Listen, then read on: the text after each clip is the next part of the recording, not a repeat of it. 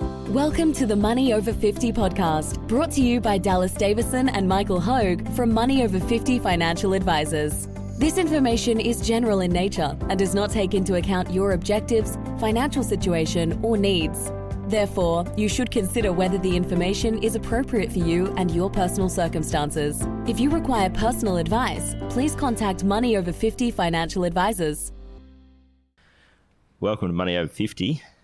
Dallas here. I'm joined with Ali this morning, and today we're going to talk about 5 things to be aware of if your spouse is a different age. Yes, thanks for having me again. It's always good to be in a chair. Hopefully I can get some more sessions in with you guys. So as Dallas sort of mentioned, 5 things to be aware of if a spouse is much older or younger. So I'll list off. Sorry, that's a good point there. Is obviously most people are a different age to their spouse. What we're talking about here is this is more relevant. It's always relevant to know these things and to be aware of them for regardless of the age, but probably more relevant where we've got clients who are 5, 10, 15, 20 years That's right. either older or younger than their spouse. And obviously the bigger the age difference between them, the more important these things are going to be. Yeah, that's correct. So I'll list off these points that we sort of want to discuss today. So our number 1 is super will be accessible for one person well before the other. Yeah, so talking about there, I guess, preservation age of when you can actually get access to your super. So There's all sorts of different rules around. Anyone can get access to their super when they're 65, or you can get access to it if you're over 60 and ceased an employment arrangement, which is if you've changed jobs, or if you've met your preservation age and fully retired, and even that, the age of what your preservation age is different for. It's basically different dates of birth have a different preservation age, and so that can be vastly different for 2 different people. Yes, that's right. Number 2, the point that we want to talk about is you can move your superannuation into an account-based pension much earlier than the other partner. So do you want to just recap the account-based pension? We'd always talk about the account-based pension, and I know some of the long-time listeners are probably sick of us banging on about this 0% tax environment. It's important though. Like it is, especially when it comes to retirement planning. So for someone a lot younger, it might not be in the thought of mind, but essentially this is sort of the place where you want to get most of your money in before you retire, because as you sort of mentioned, it's 0% tax on any earnings. So compared with superannuation, where it's a 15% tax on earnings. So that right there is an instant savings. Yeah. And then not only that, the account-based pension allows you to draw 0% pension. So basically income, no tax to be paid on it as well. Yep, that's a good point. It's funny because it's very different not having Michael here, because whenever Michael talks about an account-based pension, he holds one hand up and sort of has the other one going across into it, like physically showing how as though you're shoveling money from super into your account-based pension. And so you've just talked about without doing that hand movement, which has thrown me a bit. Of that's course. Essentially the way to think of it is. I mean, it's funny you say that because he's very passionate about it. He does. Ever since I've started here, the account-based pension, he loves it. It's his, I think it's his family first, and then account-based pension second in terms of his great loves in life. And that's exactly right. It. So, exactly right. Yeah, that's exactly right. That is the shoveling in thing is probably the way to think of it. Is superannuation. Anyone can use superannuation. Can use that legislation. You can contribute in. There's, while you're under 60, there's no difference in your contribution rules essentially. But where that becomes in the transition of moving from superannuation into that account-based pension. So that's where Michael would be showing one hand shoveling money from super into the account-based pension. When you can actually do that is different depending on your age. So and that's, I guess, the overarching thing there is that obviously if you've got money in superannuation, and as you just touched on there, Ali, it's got a 15% earnings tax rate, whereas the account-based pension 0% earnings tax rate. All else being equal, you would prefer to have the money in the superannuation account of the older spouse so that they can get it into that 0% tax environment first. Exactly. And then I guess that also ties into the accessibility piece. The first point is that obviously all else being equal, it's better to have access sooner rather than later. Even if you don't intend to use it, at least then you just, we look at this a lot with people in that last 10 years leading up to retirement. The trade-off between getting money into super is often concessions on doing that, but then you've got to make sure that you don't need to access that money before you can. Whereas if you've got a spouse that's a fair bit older, it's sometimes easy because you go, well, we know we can get access to some of that money anyway. Yeah, exactly right. And I guess one of those things that does come with that account-based pension, of course, there are minimum income that needs to be drawn out of that each year as well. So having a plan for that money is also sort of something to consider as well once you have that. That's a good point because, like I say, all else being equal, you do want that money in that 0% tax environment. But as you said, you've got to draw that income out. And so what we've seen in the past is if you don't have a plan for how you're going to recontribute that money or how you're going to use that money effectively, it just ends up hitting the bank account and disappears, and then you're actually worse off being in the account-based pension than what you would have been in super because you pay a bit less in tax, but you end up spending the money that you would have been saving. So. Well, that's right. We're only human, mate. And if a bunch of money jumps in that bank account, what can I use this for? Exactly. It's less of an issue now. We talk about this. There used to be a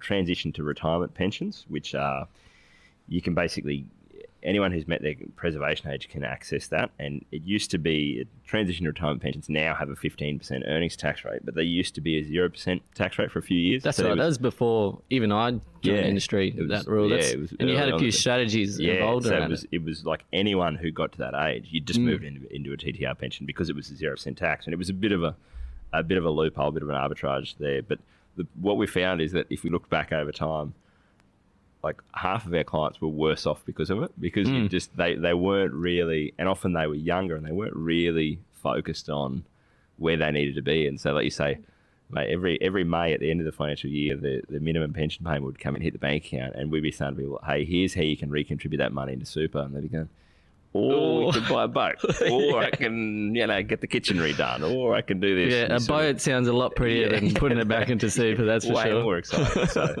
that's a good point. It's like that is the thing to be aware of is that and then and you'll see like all these strategies can tie in together in a way where it's like if you've got we have situations where people maybe have tax savings that they could be picking up by contributing into super, but they don't have the spare cash flow to do it. And so if one of them is eligible for an account-based pension, you can actually get in a position where the older spouse moves some of their money into the account-based pension, draws an income from it, and then recontributes some into their super and some into the young spouse's super. Yeah. Picks up a tax saving on the way in, and the income that they've received is tax-free. So there's still some. Oh, exactly right. Like that's a strategy I've used with a client of mine at the moment, actually. Again, one of them is a lot younger than the other. Yeah.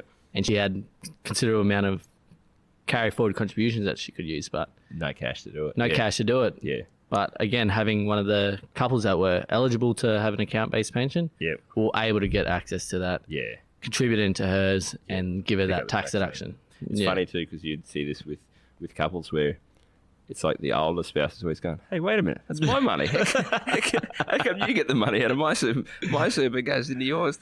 Hang on, I need to be squared up here somehow. You guys have been together for 30 years. It's all one. As I say to my mother-in-law, it's all one bucket of money. You've been married for 40 years, it's fine. So that's I guess the first 2 points there. That superannuation, as in the accessibility of that, and tying into that the fact that your superannuation can be moved to account-based pension at those different ages. So third point there was we're now into the Centrelink phase of things.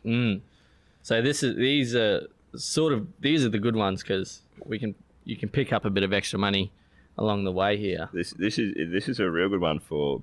We've talked about this before. People love getting Centrelink, even if it's a part pension, even if it's $50 a fortnight. It's like for a lot of people, they've paid taxes all their life, and so I guess just to before I go on that rant, there's two parts of this. There's with your Centrelink, obviously the older spouse is going to be eligible for Centrelink before the other one, but the part two of this, or the point 4 here, is that your superannuation is actually assessed at different ages. So you might have a couple where the older one is eligible for Centrelink and the younger one's superannuation isn't assessed as an asset yet. And so you can end up in a situation where you've got people who have got, in theory, they've got too much money to get any age pension. But if you can structure things correctly and basically have a fair bit of that in the younger spouse's super fund, they can get a part pension for a few years. And it generally is a thing where it's like it's only eligible for a few years until the younger spouse hits that age. But it's I find even if it's only, it's not nothing, but if it's 10 grand a year for 3 or 4 years, for example, 30 or 40 grand, like you'd pick it up off the ground. But it also people really feel often people kind of go, I've paid taxes all my life, I've got nothing, I've got none of the government benefits. Now's my chance. I'm going to get this. Let me claw something back. Claw something back. But it's funny because that's some clients are like that, but then there are others that fear that strategy because they feel, they feel like it might. Is there something wrong with it? Is it something wrong? Is it legal? But it's a completely legal way to shelter your money. And that's exactly right. It's funny because some people will. You're right. Some people, like we go, these are just the rules. Like, you're actually operating 100% within the rules. That is, it's black and white. This is what is an accessible asset. This isn't. And then you got other people that come in and go, what if I took a heap of cash out and put it under my mattress? Don't do that. Don't do that. Number one, that's fraud. And secondly, your house might burn down. So definitely don't do that. But this is, 100%. It's a good point that some people really want to get some Centrelink, and some people often say, I don't want anything I'm not entitled to. And the beauty of this strategy is that there's no, there's no subterfuge there. It's just that those are the rules, and if you are of different ages, different assets are assessed for Centrelink purposes at different ages, and so you can have a situation where once you are both age pension age, you might not be eligible, but those years leading up, and that's where we talk about, like, for some people that can be if your youngest person is 10 years younger, that's a substantial amount of time often that you can get a part pension. And again, it's one of those things where it's like, the other one that I see, it's funny sometimes with part pensions is people will sort of go, it's $400 a fortnight. I don't know, it's a bit of a pain. Is it worth it? You go, mate, like, it's 10 grand a year. Yeah. If you think of it as it's 10 grand a year that you get to spend in addition, or if you think of it as it's 10 grand a year that doesn't have to come out of your retirement savings. That's right. And that can make a huge difference over if there's for the first 5 years, if there's 10 grand or 15 grand that you're not needing to draw out, you get 5, 10, 15 years into retirement. That can be the difference sometimes between whether you've gotten through your whole life or if you've sort of got towards running out. That's right. Even some clients who might just be on the borderline of meeting their retirement goals, but don't really have enough to do anything extra with that. You know? That's a good point. For some people, that's what they treat it as. It's like, if we can get this 10 or 15, that's the bit that lets us do a bit of travel. Or that's the bit that lets us do stuff with, helping out the kids or any of that sort of thing. So, I guess we didn't really explain sort of how that would work, but in terms of strategy wise. But what essentially what you're doing there is you have your older member of the couple, and what you can do is, as we were sort of saying, is we can, because they're eligible for an account-based pension, there's one way. If they're sort of above that asset test, you could pull some of that out of his account-based pension, or hers, and essentially contribute that into the younger spouse's superannuation. And essentially, it's not. That's not. Assessed. Yeah, that's right, and that's where I can understand why people feel like it's dodgy, because you go, I'm just pulling money out of here and I'm hiding it over here. I'm not hiding it. I'm doing it in plain sight. I like to use the word shelter. Shelter sounds a lot better than hide. Yeah, because you're right. It's not hiding. It is just going, okay, well, if it's over there. Yeah. And the other parts of that too, and this is, I guess, where, like, if you look at those 4 points, the super, the ability to access super, the ability to access account-based pension, being eligible for Centrelink, and when your superannuation is assessed as a Centrelink asset, those 4 sort of tie in together, because the trade-off that you're making there, and that's why, like, there's no free lunch. You're often moving that back you're moving it from an account-based pension, which has got a 0% tax rate, into a superannuation account, and sometimes which has a higher tax rate, and also the younger spouse may not be able to have That's access right. to it. And so you kind of got to be able to make sure that that strategy works, and That's you right. don't end up in a position where you go, oh, great, I'm getting the Centrelink, but I've now tied up all the money. I can't draw the extra Exactly right. income I need. So, Yep. but yeah, it is one of those things where it's like those are there's often a trade off, and sometimes you look at it and go, taking everything into account and the extra tax savings and the stress of not being able to access that money, it's not worth it. We just Yeah, won't worry and about we've it. seen that before with Yeah, some clients where yeah, heaps. it just didn't make sense to do that for them. Yeah. And the last point is life expectancy, tying into that thing of trying to make sure that you outlive your money outlives you, and not you outliving your money. That's right. It's it is you do forget this, that Yeah. especially when you have such an age difference between a couple of spouses there, you forget that one's going to live longer than the other. Well, Like, yeah, and we see it like, when we're looking at these projections, sorry, and you go, okay, you're looking at the older spouse's age and go, right, when you get to 65, you'll retire and you'll draw an income, and let's assume that you live to 90, and the older spouse is sort of going, I won't live to 90, and you think, often the younger spouse is 10 years, 15 years younger, and you think, well, mate, if you do live to 90, they're only 75, so Yeah. they've probably got another 15 years. exactly right. And this also ties into you were trying to be very gender neutral before about saying it could be his or hers. But it's often is the case that it's the man that's the older in this situation, and historically men have a lower life expectancy. So you've got the situation where, and I think I did another whole podcast about this, ranting about old blokes who weren't thinking about their what's going to happen when their spouse dies. Yeah. You kind of go, if your husband's 65 and you've got a wife who's 55, her life expectancy might be 90 and his might only be 86, for example. And so you do have to take that into account, because it's not just the extra 10 years in age; it's often an extra bit of life expectancy for that younger spouse as well. So yeah, exactly. it can really be the difference between having to plan for a 25-year retirement and a 50-year retirement. Yeah. Which obviously there's a lot more margin for safety that you need to build into a 50-year plan compared to a 25-year plan. That's right. And it's only getting worse, better. Yeah. We're living as time goes on, medicine's getting better. We're living longer. That's actually a good point too, because it's in the extreme, you go, there's normally the three factors. So there's someone's older, the younger spouse is often female and is expected to live younger, and then if you're 15 years younger, your life, like, that life expectancy it's not as though it's the same. There's another it's not 15 static, years worth of medical advancements and all that kind of thing. Yeah, So, exactly right. yeah, no, that's a good point as well. But that's I think 5 things. I always like when we can break it down into what do they call this, a listicle, where there's like A listicle. a number. Here's It sounds like popsicle. yeah, that's exactly it. 5 things to be aware of. So, but those are the 5 that sort of spring to mind. And it's kind of one of those things where there's all sorts of other,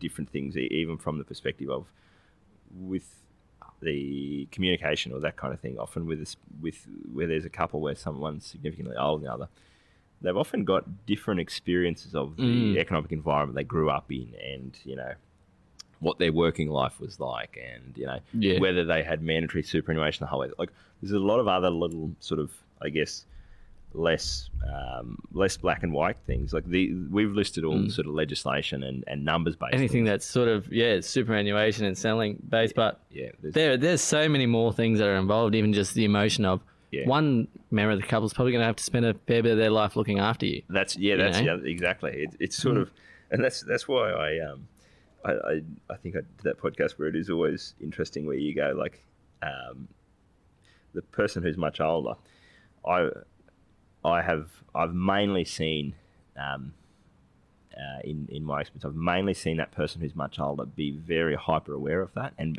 really want to be careful about making sure that they are taking care of the other person's taken care of once they're gone, which is obviously a very admirable thing. But it is sometimes a thing where the older one forgets about it, and you sort of got to jerk them in line and be like, hey, this isn't just about you. The other one's going to be around for another 20 years. They're going to look after you. Don't go blowing all the money now. They're going to have to look after you and fund all the medical costs and all the rest of it. And you do not want that Yeah. You do not want that number going down as that younger spouse has all the burden of the the caring and the medical expenses and all the rest of it. Yeah, that's right. And a significant life expectancy still in front of them. So, Yeah. No, that's a good point. Well, I think that's all I've got, unless you've got anything to add. No, I've got nothing to add. Thanks for listening. Thank you. Thank you for listening to the Money Over 50 podcast with Money Over 50 financial advisors. For more information and resources, visit the Money Over 50 website, mo50.com.au. We look forward to catching up again soon.